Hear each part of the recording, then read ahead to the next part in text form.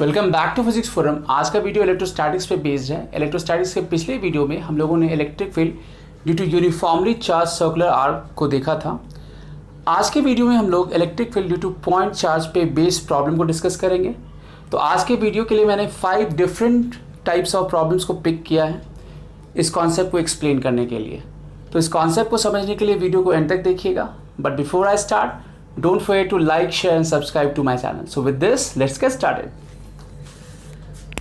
तो हम लोग का जो फर्स्ट प्रॉब्लम है वो कुछ इस तरीके से है। 2 पॉइंट चार्ज है, एक है +4Q और दूसरा है -Q। इसके बीच का जो सेपरेशन है वो L है, राइट। हमें बताना है कि इस लाइन के अलोंग कहाँ पर इलेक्ट्रिक फील्ड जो होगा वो ज़ीरो होगा। इलेक्ट्रिक फील्ड मतलब हुआ रिजल्टेंट इलेक्ट्रिक फील्ड जो होगा वो ज़ीरो होगा, ठीक है। तो हम लोग कैसे अप्रोच करेंगे?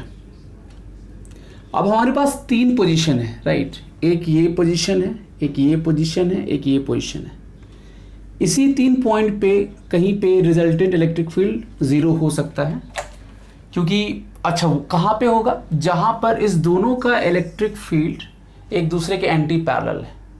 बट साथ में हम लोग मैग्नीट्यूड भी हमें देखना पड़ेगा इलेक्ट्रिक फील्ड का, कि कौन से चार्ज का इलेक्ट्रिक फील्ड का जो मैग्नीट्यूड होगा वो ज़्यादा होगा और किसका कम होगा, उसको भी कंपेयर करना पड़ेगा। तो सबसे पहले डायरेक्शन वाइज देखते हैं। तो अगर हम डायरेक्शन वाइज देखें तो यहाँ पर इसकी वजह से इसको 1 बोलें, इसको 2 बोलें, तो जो इलेक्ट्रिक फील्ड होगा इसकी वजह से E1 जो होगा इस तरफ होगा, और ये नेगेटिव चार्ज है तो इसकी वजह से E2 इधर होगा, राइट। तो यहाँ पर इलेक्ट्रिक फील्ड एंटी पैरेलल हो गया, तो पॉसिबिलिटी है कि यहाँ पर हो सकता है इलेक्ट्रिक फील्ड ज़ीरो। हम लोग चेक करेंगे आगे कि ऐसा इस पॉइंट पे फाइनली ऐसा हो पाएगा नहीं हो पाएगा, वो बाद में चेक करेंगे हम लोग। अभी हम लोग डायरेक्शन देख रहे हैं। यहाँ पर अगर देखें तो इसका इलेक्ट्रिक फील्ड यहाँ पर इस तरफ होगा। अगर इस दोनों के बीच का लोकेशन देखें तो E1 इधर होगा और E2 भी इधर होगा। तो यहाँ तो कोई चांस ही नहीं है कि इलेक्ट्रिक फील्ड हमारा ज़ीरो होगा, क्योंकि इलेक्ट्रिक फील्ड को एंटी पैरेलल होना है ज़ीरो होने के लिए। फिर यहाँ पर अगर हम बात करें तो अगेन इसका जो 2 का जो इलेक्ट्रिक फील्ड होगा इस डायरेक्शन में होगा और 1 का इस तरफ होगा। तो अगेन यहाँ पर हो सकता है, बट ऐसा 2 पॉइंट आ रहा है, नहीं है कि यहाँ का आ रहा है कि यहाँ का आ रहा है।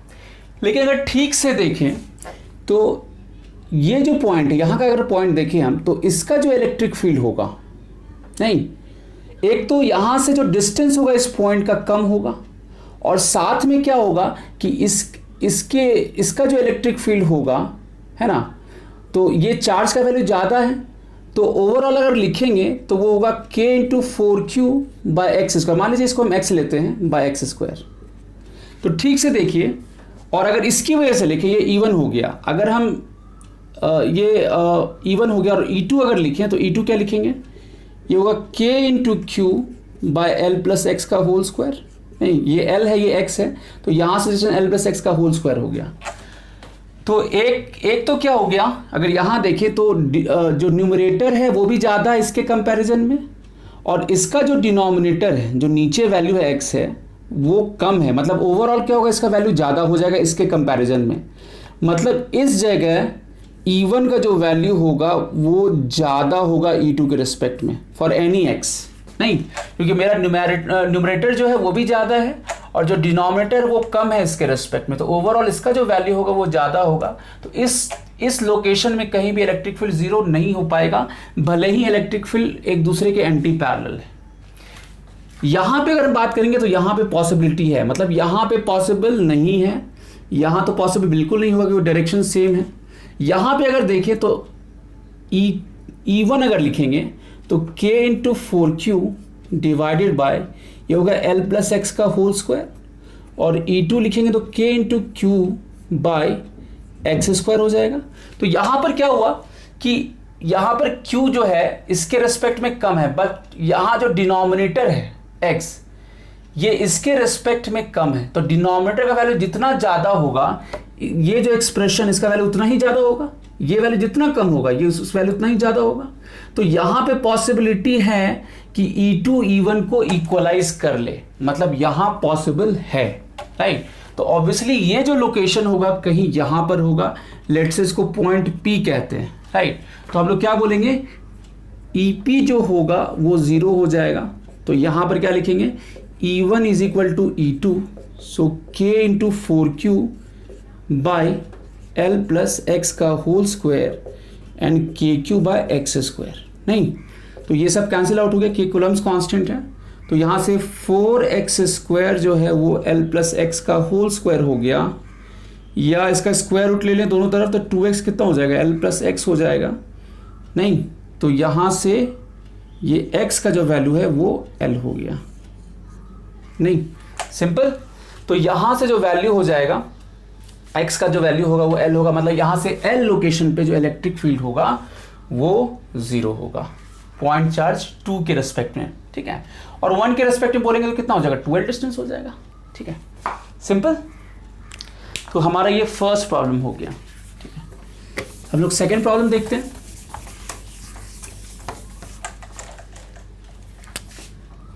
सेकेंड प्रॉब्लम कुछ इस तरीके से है, 2 पॉइंट चार्जेस है, दोनों ही इक्वल और ऑपोजिट है साइन में, है ना, मैग्नीट्यूड में सेम है और साइन में ऑपोजिट है ना। एक पॉइंट P जो इसके दोनों का जो लाइन ज्वाइनिंग होगा उसके बाइसेक्टर लाइन पर है ना, और परपेंडिकुलर बाइसेक्टर है यहाँ पर, और इस पे एक पॉइंट है P जहाँ पे हमें इलेक्ट्रिक फील्ड बताना है, मतलब रिजल्टेंट इलेक्ट्रिक फील्ड बताना है, ठीक है। तो ये पॉइंट P इस दोनों का जो लाइन ज्वाइनिंग है उसके परपेंडिकुलर बाइसेक्टर पे है, और ये डिस्टेंस भी L ही है, ये L है, ये L है, ये L है। तो यहाँ पे रिजल्टेंट इलेक्ट्रिक फील्ड क्या होगा, ठीक है, और डायरेक्शन भी बताना है, डायरेक्शन क्या होगा। तो कैसे अप्रोच करेंगे, अगर हम नेगेटिव चार्ज के रिस्पेक्ट में देखें तो ये फील्ड टुवर्ड्स होगा, ठीक है, इस तरफ होगा। पॉजिटिव चार्ज के रिस्पेक्ट में देखें तो ये फील्ड जो होगा अवे होगा, इस तरफ होगा। नहीं, इसको 1 बोले, इसको 2 बोले, तो E1 इधर हो जाएगा, E2 इधर हो जाएगा, ठीक है। ऑब्वियसली क्योंकि ये डिस्टेंस जो होगा दोनों के लिए सेम होगा, ये भी √2L होगा, और अगर इसको ज्वाइन करें तो ये भी √2L होगा। नहीं, ये L है, ये L है, तो पाइथागोरस लगाएंगे तो √L² प्लस L², तो √2L, ये डिस्टेंस √2L हो गया। तो दोनों का जो मॉडुलस होगा, मतलब E1 और E2 इलेक्ट्रिक फील्ड जो इंटेंसिटी होगा दोनों का मॉडुलस सेम होगा, राइट। और ये किसके इक्वल हो जाएगा, KQ बाय √2L का होल स्क्वायर, क्योंकि यहाँ से डिस्टेंस √2L है, ये भी √2L, नहीं। अच्छा, अब लेट्स से हम इसको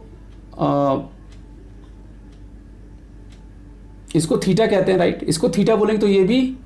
अच्छा, यहाँ पर ये है कि ये एक हॉरिजॉन्टल लाइन है, राइट, तो ये थीटा है तो ये भी थीटा होगा। नहीं, ये थीटा, अच्छा इसको भी थीटा लेते हैं, अगर ये थीटा होगा तो ये भी क्या होगा, थीटा हो जाएगा। इस लाइन के पैरेलल है दोनों लाइन, तो ये थीटा होगा तो ये भी थीटा होगा, ये थीटा तो ये भी थीटा होगा। अब क्योंकि E1 और E2 दोनों का मैग्नीट्यूड सेम है तो हम देख सकते हैं इसका जो वर्टिकल कंपोनेंट होगा, इस इलेक्ट्रिक फील्ड का जो वर्टिकल कंपोनेंट होगा और इसका जो वर्टिकल कंपोनेंट होगा दोनों इक्वल और ऑपोजिट होगा, तो वो कैंसिल आउट कर लेगा। अगर हम E1 और E2 दोनों के मॉडुलस को, क्योंकि दोनों का मॉडुलस सेम, उसको E बोलें, तो जो E साइन थीटा होगा, इसका जो E साइन थीटा होगा और इसका E साइन थीटा होगा, E साइन थीटा दोनों कैंसिल आउट कर लेगा। तो इफेक्टिवली अगर देखें P पे जो रिजल्टेंट फील्ड होगा वो उसका कोसाइन कंपोनेंट होगा, इसका E का cos थीटा इंटू इसका E cos थीटा, मतलब E2 cos theta plus E1 cos theta, नहीं, या 2E cos थीटा कहेंगे इसको, क्योंकि दोनों का जो मॉडुलस है वो E है, और जो वर्टिकल कंपोनेंट होगा इसका और इसका कैंसिल आउट हो जाएगा। तो रिजल्टेंट इलेक्ट्रिक फील्ड जो P पे होगा वो 2E cos थीटा हो जाएगा। अब cos थीटा कितना होगा, यहाँ पर cos थीटा हो जाएगा बेस बाय हाइपोटेन्यूज, तो √2L, सो 1/√2 हो गया, नहीं, और E का वैल्यू तो हमें पता ही यहाँ पर, तो रिजल्टेंट इलेक्ट्रिक फील्ड जो होगा वो कितना होगा, 2 × KQ बाय √2L का whole square into cos theta 1/√2 कर लेंगे, राइट। तो यहाँ से 2KQ बाय 2L² इंटू 1/√2, तो ये 2 कैंसिल आउट हो गया, सो KQ बाय √2L² हो जाएगा, राइट। तो ये रिजल्टेंट इलेक्ट्रिक फील्ड होगा, और ऑब्वियसली ये जो रिजल्टेंट इलेक्ट्रिक फील्ड होगा वो इस तरफ डायरेक्टेड होगा, मतलब लेफ्टवर्ड डायरेक्टेड होगा, या ऐसा कह सकते हैं कि इस लाइन के पैरेलल होगा और इस तरफ होगा, लेफ्टवर्ड डायरेक्टेड होगा।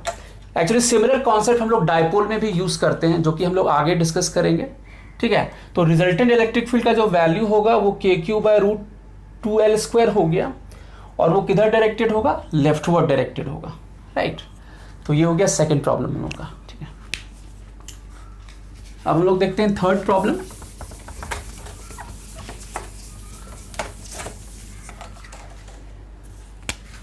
थर्ड प्रॉब्लम कुछ इस तरीके से है।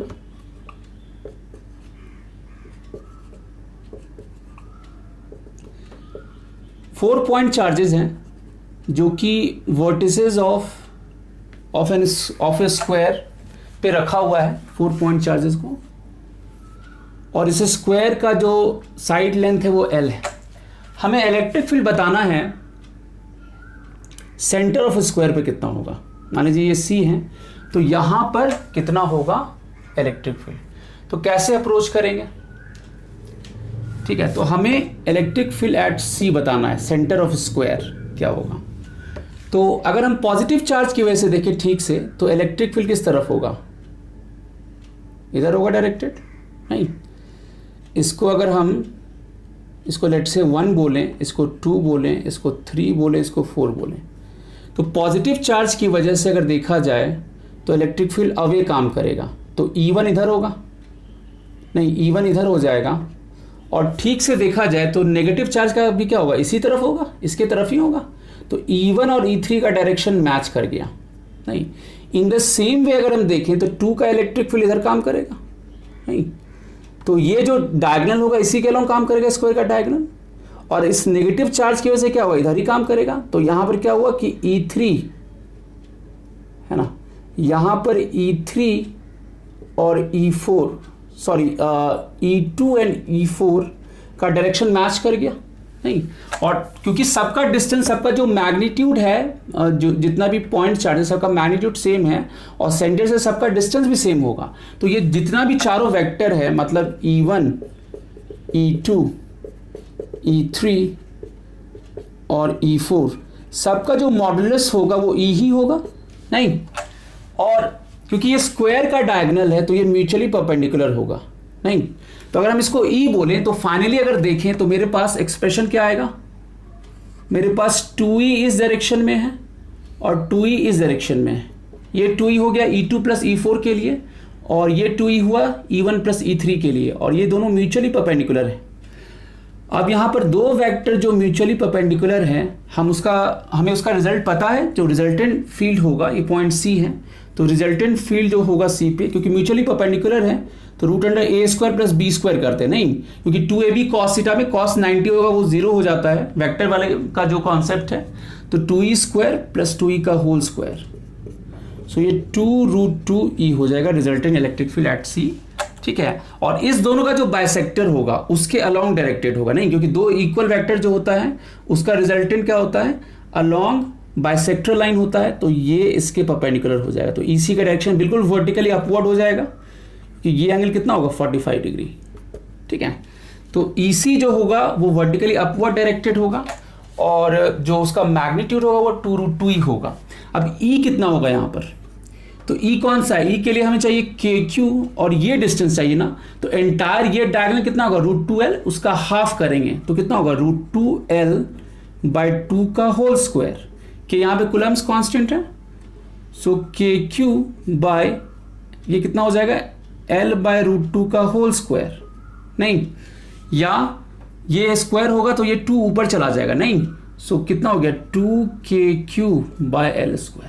अब ये वैल्यू यहाँ पे रख दें तो रिजल्टेंट इलेक्ट्रिक फील्ड जो होगा वो होगा 2√2 इंटू E का वैल्यू रख दें यहाँ पर, तो 2KQ/L² हो जाएगा, नहीं। मतलब 4√2KQ/L²। तो रिजल्टेंट इलेक्ट्रिक फील्ड का जो मैग्नीट्यूड होगा इतना होगा, और ये किधर डायरेक्टेड होगा, ये वर्टिकली अपवर्ड डायरेक्शन में डायरेक्टेड होगा, ठीक है। तो ये मेरा थर्ड प्रॉब्लम हो गया, राइट। अब फोर्थ देखते हैं हम लोग।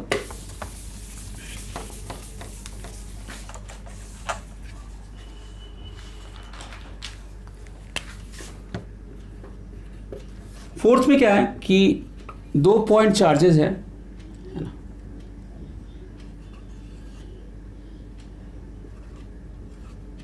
जिसको हम एक्स एक्सिस के अलॉन्ग हमने रखा है। ये जो नेगेटिव चार्ज है -q, इसका कोऑर्डिनेट है L, 0, और जो ये पॉजिटिव चार्ज है इसका कोऑर्डिनेट -l, 0, राइट। और ये ओरिजिन हो गया, बिल्कुल बीचों बीच है, इसके बिल्कुल बीचों बीच है, राइट। तो हमें बताना है इलेक्ट्रिक फील्ड, हमें एक्चुअली ग्राफ प्लॉट करना है ना, प्लॉट ग्राफ है ना बिटवीन E एंड X मतलब ये ओरिजिन से हम मेजर करेंगे इसका पोजीशन, है ना। तो एक रफली हमें प्लॉट करना है कि इलेक्ट्रिक फील्ड और उसका जो वेरिएशन होगा X के साथ वो कितना होगा, ठीक है। तो अप्रॉक्सीमेटली हमें प्लॉट करना है इस ग्राफ को, और इसमें क्या है कि जो राइटवर्ड डायरेक्शन में इलेक्ट्रिक फील्ड होगा डायरेक्टेड उसको हम पॉजिटिव बोलेंगे, और जो लेफ्टवर्ड डायरेक्शन में होगा इलेक्ट्रिक फील्ड उसको हम लोग क्या बोलेंगे, नेगेटिव बोलेंगे, ठीक है। तो जो ई राइटवर्ड होगा यहाँ पर उस डायरेक्शन में, मतलब पॉजिटिव डायरेक्शन में जो डायरेक्टेड होगा इलेक्ट्रिक फील्ड उसको पॉजिटिव बोलेंगे, और ये जो लेफ्टवर्ड है ना उसको हम लोग नेगेटिव बोलेंगे, ठीक है। तो हम लोग इसको कैसे अप्रोच करें, ठीक है। सबसे पहले अगर हम यहाँ पे देखें, ओरिजिन पे देखें, तो यहाँ पर क्या होगा, इस जगह बिल्कुल एग्जैक्टली बीचों बीच जो इलेक्ट्रिक फील्ड होगा O पे, तो कितना हो जाएगा KQ, इसका जो इलेक्ट्रिक फील्ड होगा इधर डायरेक्टेड होगा और इसका भी इधर ही डायरेक्टेड होगा, नहीं तो दोनों ऐड हो जाएगा। अब क्योंकि दोनों इक्वी डिस्टेंट है इसके रेस्पेक्ट में, तो KQ/L² हो गया इंटू ट्वाइस करेंगे, और ये किधर डायरेक्टेड होगा, राइटवर्ड डायरेक्टेड होगा, राइट। मतलब ये पॉजिटिव होगा electric field at point O। In fact इस लाइन में कहीं भी हम ले, यहाँ ले कहीं भी लें, तो हर जगह इलेक्ट्रिक फील्ड जो होगा दोनों का एडिटिव होगा। इसकी वजह से इधर होगा पॉजिटिव X की तरफ, और नेगेटिव चार्ज की से क्या होगा, पॉजिटिव X की तरफ ही डायरेक्टेड होगा, तो दोनों का एडिटिव होगा, राइट। तो इस तरफ होगा डायरेक्टेड। अच्छा, इसमें जो मिनिमम वैल्यू होगा वो यहाँ पर होगा, जो इसके बिल्कुल मिडवे है। आप चेक कर सकते हो, अगर कोई भी दूसरा पॉइंट रखोगे, मिडवे के अलावा कोई भी यहाँ का पॉइंट रखोगे, तो उसका वैल्यू जो होगा इससे ज़्यादा होगा, नहीं। अच्छा, और क्या इंफॉर्मेशन हमारे पास कि ये जो है यहाँ पर जो भी अगर हम वैल्यू वेरी कराते हैं X के रिस्पेक्ट में, तो वो कैसा होगा, नॉन लीनियर वैल्यू होगा, नहीं। तो ग्राफ जो होगा अगर हम इसको X से रिप्लेस कर दें, तो ऑब्वियसली मतलब अगर ये वैल्यू अगर X के टर्म में कुछ भी रखेंगे इलेक्ट्रिक फील्ड का वैल्यू, अगर मान लीजिए यहाँ से X लोकेशन पे हम लिखेंगे, तो E जो लिखेंगे X के लोकेशन पे वो कितना हो जाएगा, तो इसके रेस्पेक्ट में लिखेंगे कितना लिखेंगे, KQ/ ये L+X हो जाएगा, नहीं। और इसकी वजह से क्या होगा, +KQ/ एडिटिव ही होगा, ये L-X का होल स्क्वायर होगा। तो ये नॉन लीनियर फंक्शन है, राइट। अच्छा, अब इस तरफ आते हैं, तो ये तो इस बीच वाले पॉइंट का हो गया। तो अगर हम देखें, तो क्योंकि हमें ग्राफ अप्रॉक्सीमेटली प्लॉट करना है, तो इधर E है मेरा, इधर X है, राइट। ये X = L है और ये X = -L है, नहीं।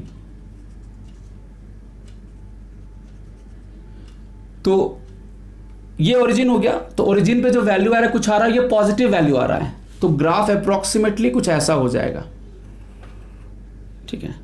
और मैं बता रहा हूं कि ये टुवर्ड्स इधर ऐसा क्यों टेंड करेगा। एक्चुअली यहां देखिए ठीक से, तो इस पॉइंट के बाद डिसकंटिन्यूटी होगा। जैसे यहां अगर इस दोनों के बीच में देखें हम, तो यहां पर इलेक्ट्रिक फील्ड राइटवर्ड डायरेक्टेड है। जब हम यहां आएंगे इस जगह, तो इलेक्ट्रिक फील्ड का डायरेक्शन इधर हो जाएगा, लेफ्टवर्ड हो जाएगा, क्योंकि +Q चार्ज है, तो +Q की वजह से ये इस तरफ होगा डायरेक्टेड, और नेगेटिव चार्ज की वजह से इधर डायरेक्टेड होगा। क्योंकि +Q क्लोजर है, तो ओवरऑल इलेक्ट्रिक फील्ड जो होगा वो लेफ्टवर्ड डायरेक्टेड होगा, राइट। तो क्या होता है, ऑल ऑफ ए सडन इस दोनों के बीच में ये राइटवर्ड डायरेक्टेड था, और इस पॉइंट के बाद इधर ऑल ऑफ ए सडन क्या होता है, ये लेफ्टवर्ड डायरेक्टेड होता है। और सेम लॉजिक से अगर इस तरफ देखें, तो अभी इस दोनों के बीच में राइटवर्ड डायरेक्टेड था इलेक्ट्रिक फील्ड, अगर यहाँ देखें तो इसकी वजह से इलेक्ट्रिक फील्ड इस तरफ होगा और इसकी वजह से राइटवर्ड होगा, बट अगेन इसका जो इलेक्ट्रिक फील्ड होगा वो ज़्यादा होगा, मतलब यहाँ भी क्या होगा, ये लेफ्टवर्ड डायरेक्टेड होगा। तो अचानक से इस जोन में इलेक्ट्रिक फील्ड मेरा राइटवर्ड डायरेक्टेड था, उसके बाद अचानक से ये लेफ्टवर्ड हो गया, तो ये सडन यहाँ पे क्या होता है, डिसकंटिन्यूटी आ जाता है, राइट। और यहाँ जो वेरिएशन होगा अगेन नॉन लीनियर वेरिएशन होता है, नहीं। तो ये नॉन लीनियर वेरिएशन होगा, तो कुछ ऐसा हो जाएगा ग्राफ मेरा, ऐसा कुछ ऐसा ग्राफ हो जाता है, नहीं।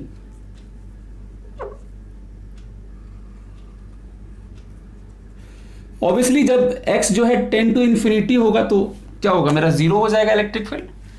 और सेम लॉजिक से यहां देखें तो यहां भी कुछ ऐसा हो जाएगा। तो इस जगह क्या होता है, डिसकंटिन्यूटी होता है इस जगह, मतलब प्लस एल पे भी x equal to plus L पे और x equal to minus L पे डिसकंटिन्यूटी दोनों ही पॉइंट पे होगा और ओवरऑल जो ग्राफ होगा कुछ ऐसा दिखेगा, राइट। तो ये हो गया क्वेश्चन नंबर 4। अब लास्ट क्वेश्चन की तरफ लोग प्रोसीड करते हैं।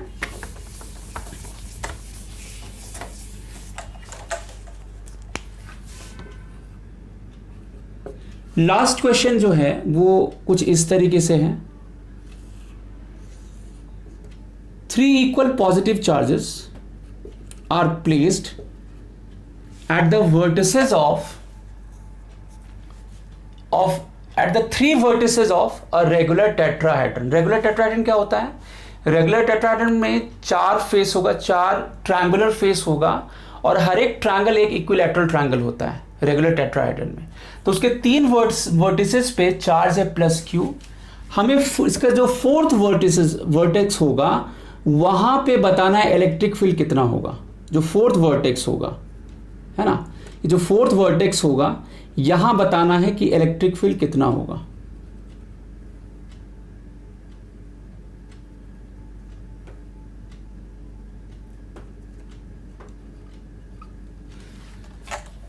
ठीक है, तो जैसे यहां पर जो बेस होगा, क्योंकि देखिए यहां पे कितना फेस बन रहा है, यहां पे टोटल अगर देखें तो कितना फेस बन रहा है, तो 4 फेस बनेगा यहां पर। ये थोड़ा सा इसको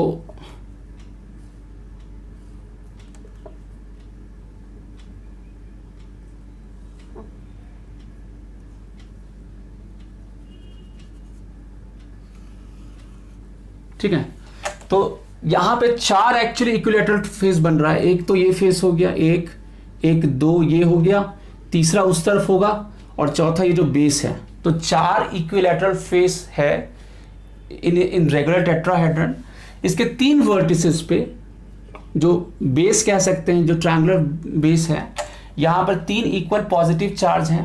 तो इसका जो 4th वर्टेक्स होगा यहां पे हमें बताना है कि इलेक्ट्रिक फील्ड कितना होगा। तो ऑब्वियसली ये जो अरेंजमेंट है ये 3 डायमेंशनल अरेंजमेंट है, ठीक है। तो हम लोग इसको कैसे अप्रोच करेंगे, तो ठीक से देखें अगर हम नहीं, तो यहां से हमने एक परपेंडिकुलर ड्रॉप किया यहां पर और इसको हम ज्वाइन करते हैं एक वर्टेक्स से, राइट। यहां से हमने परपेंडिकुलर ड्रॉप किया, एक वर्टेक्स हम ज्वाइन करते हैं। तो अब क्योंकि ये ट्रायंगल जो है ना, तो ऑब्वियसली ये जो पॉइंट होगा ना, यहां से जो हमने परपेंडिकुलर ड्रॉप किया, ये क्या होगा, इसको हम लोग कैसे कैलकुलेट कर सकते हैं। तो इस पॉइंट को अगर हम ज्वाइन करें यहां से, क्योंकि सिमेट्री से देखें तो ये जो परपेंडिकुलर होगा ये इसके सेंट्रॉइड पे आएगा। नहीं, अगर यहां परपेंडिकुलर ड्रॉप करें तो इसके सेंट्रॉइड पे आएगा।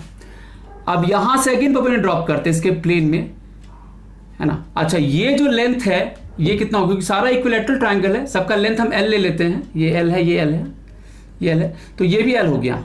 नहीं, अच्छा, यहां से जब परपेंडिकुलर ड्रॉप करेंगे तो इसके सेंट्रॉइड पे ये ड्रॉप होगा। नहीं, तो और ये अगर इसके प्लेन में देखें तो ये कितना होगा, ये 30 डिग्री।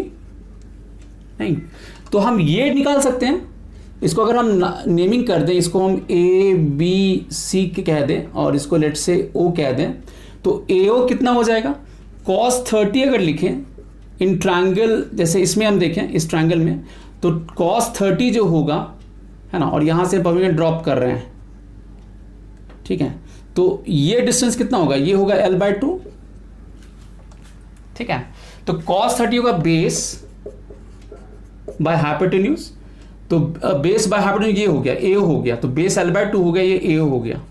तो AO कितना हो जाएगा, L/2 cos 30, cos 30 कितना होता है, √3/2, सो L/2 इंटू √3/2, सो L/√3 हो गया, राइट।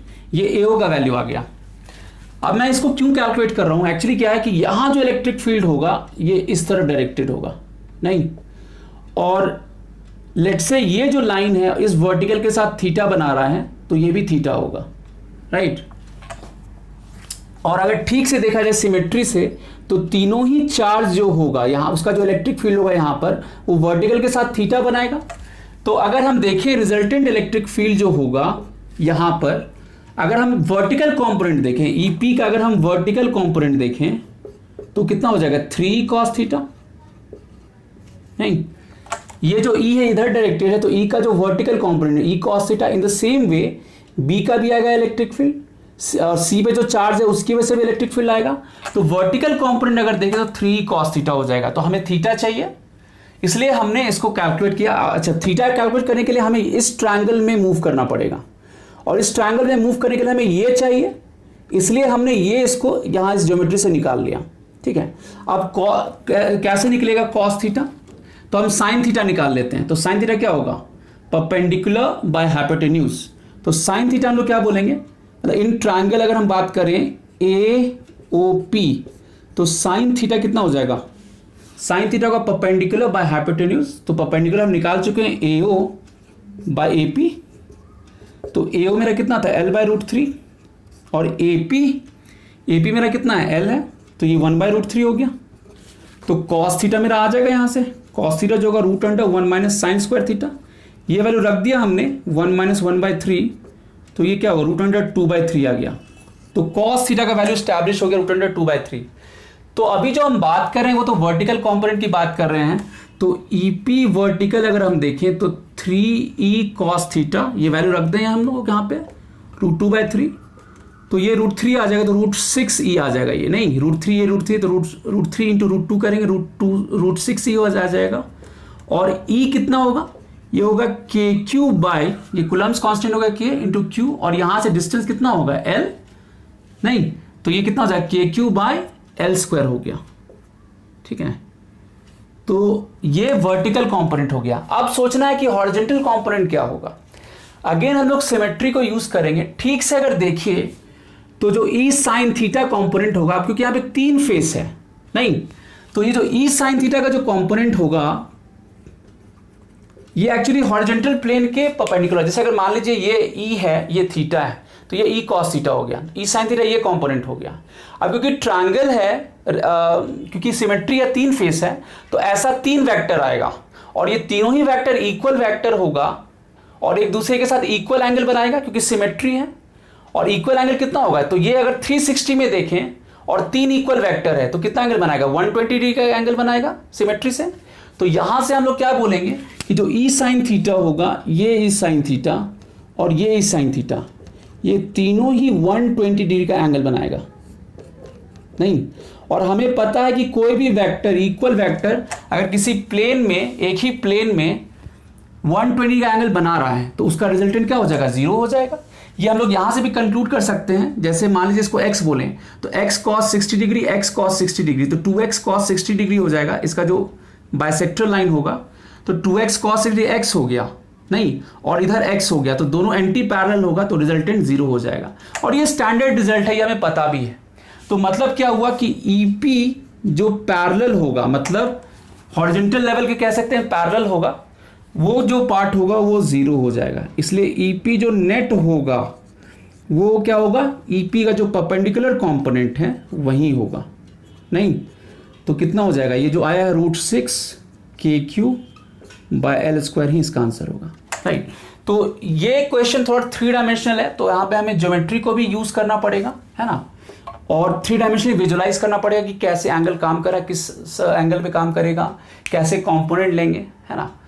तो थोड़ा सा ध्यान रखना है इस टाइप के प्रॉब्लम्स में जो 3 डायमेंशनल अरेंजमेंट में हो, राइट। तो that's all for this video. Electrostatics के नेक्स्ट वीडियो में हम लोग electric field due to continuous charge distribution पे बेस्ड प्रॉब्लम को डिस्कस करेंगे। तो मिलते हैं अगले वीडियो में। Till then take care, good bye.